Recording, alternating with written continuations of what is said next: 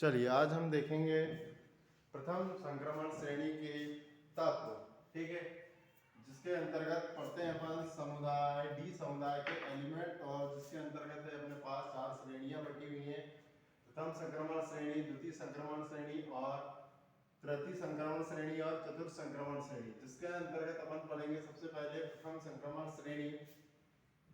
इस श्रेणी में परमाणु क्रमांक 21 स्केडियम से जिंक तक 30 तक के तत्व आते हैं, और यह श्रेणी आवर्त सारणी के मेंडलीव की आवर्त सारणी या आधुनिक आवर्त सारणी, ठीक है, चतुर्थ आवर्त में स्थित है।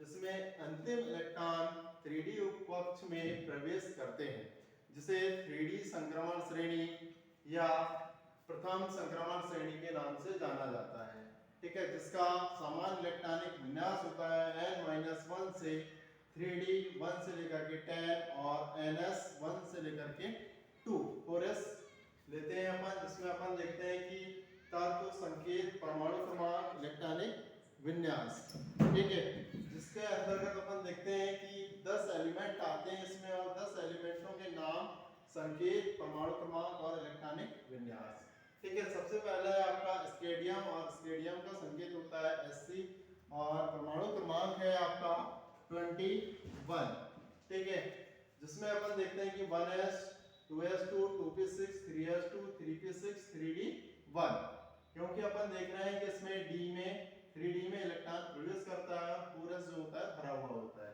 ठीक है। इसी प्रकार से titanium Ti 22 1s 2s2 2p6 3s2 3p6 3d2 4s2। इसके बाद आता है वेनेडियम, संकेत होता है V, परमाणु क्रमांक 23 1s 2s2 2p6 3s2 3p6 3d3 और 4s2। इसके बाद आता है आपका chromium Cr 24 1s2 2s2 2p6 3s2 3p6 3d5 4s1। तो D में क्या होता है कि अधिकतम इलेक्ट्रॉनों की संख्या होती है 10, और जिसमें 5 बोले तो अर्धपूरित करने के लिए 5 इलेक्ट्रॉन D में हो जाते हैं और 4s में 1 होता है। जो अर्धपूरित और पूरित कक्षक हमेशा स्थायी होता है, तो अपने स्थायित्व को प्राप्त करने के लिए चेंज हो जाता है इलेक्ट्रॉनिक विन्यास। मैग्नीज का होता है Mn25 1s 2 2s2 2p6 3s2 3p6 3d5 4s2। इसके बाद आता है iron Fe26 1s 2s 2p6 3s2 3p6 3d6 4s2। इसके बाद आता है cobalt Co 27 1s2 2s2 2p6 3s2 3p6 3d7 4s2। इसके बाद आता है निकिल, और निकिल का संकेत होता है Ni, परमाणु क्रमांक 28 1s2 2s2 2p6 3s2 3p6 3d8 4s2। इसके बाद आता है आपका कॉपर, और कॉपर का होता है Cu, परमाणु क्रमांक 29 1s 2s2 2p6 3s2 3p6 3d10 और 4s1।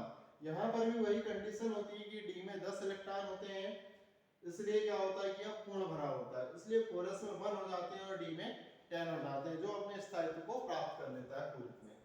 जिंक, और जिंक है आपका Zn 30 1s2 2s2 2p6 3s2 3p6 3d10 और 4s2। इस प्रकार से प्रथम संक्रमण श्रेणी है, और प्रथम संक्रमण श्रेणी में 10 एलिमेंट होते हैं, जो नाम, परमाणु क्रमांक और संकेत। ये क्वेश्चन आता है प्रथम संक्रमण श्रेणी किसे कहते हैं, ठीक है, नाम, संकेत, परमाणु क्रमांक और इलेक्ट्रॉनिक विन्यास लिखिए। Thank you for watching.